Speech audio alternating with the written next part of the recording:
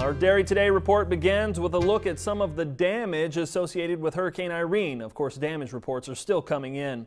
But we know two dairy operations near Albany, New York were overwhelmed by floodwater. Both were owned by Cabot Cheese. Dairy Today says a herd of 120 cows at one of the operations was swept away by floodwater. In Vermont, the problem is washed out bridges, making it difficult for milk pickup.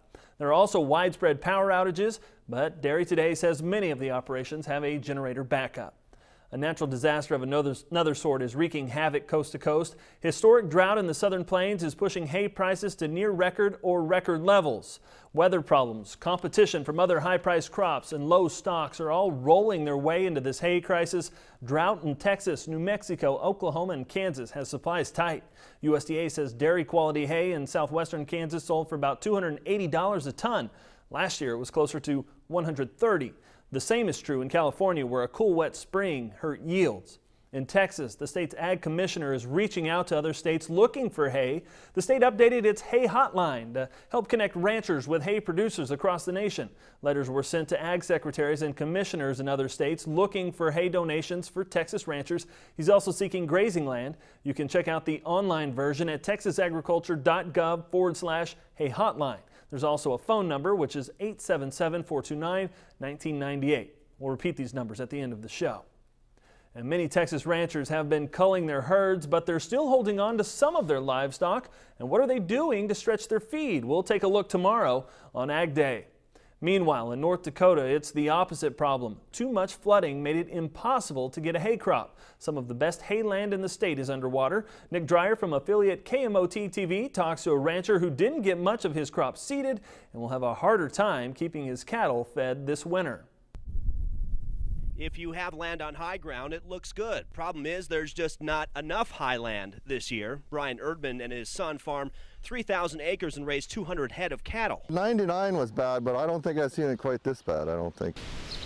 The Erdman farm is pretty quiet today, even on this beautiful summer day. His hay equipment sits in the yard instead of cutting grass, clover, and alfalfa to feed his cattle when winter sets in. We're going to have to sort in the fall and probably get rid of everything we can and go down smaller and try and get by. Erdman says he and his son got about 20% of their cropland in, but they're also ranchers, and there's not a lot of hayland to go around this year. Hayland is usually in low-lying areas, so you can imagine in a wet year like this what that hayland looks like. His corn crop looks good, but look again in the low ground. Since the rain doesn't want to stop, there's major drought out.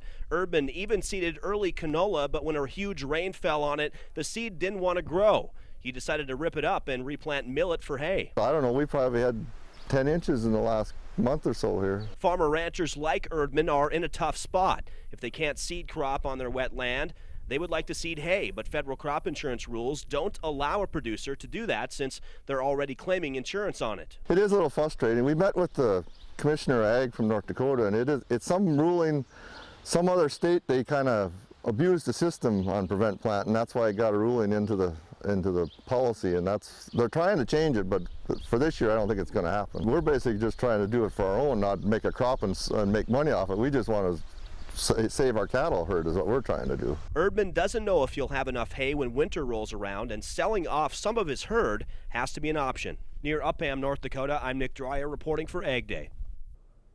And finally, how good are your dairy cattle? The competition to find out says it's last call. Dairy cattle exhibitors planning to compete at World Dairy Expo need to get those entry forms in. Entries need to be in by September 1st to avoid late fees. You can still enter for the October show up until animal check-in, but it'll cost you more. You can get more details at worlddairyexpo.com. For the very latest news affecting the dairy industry, check out dairytoday.com.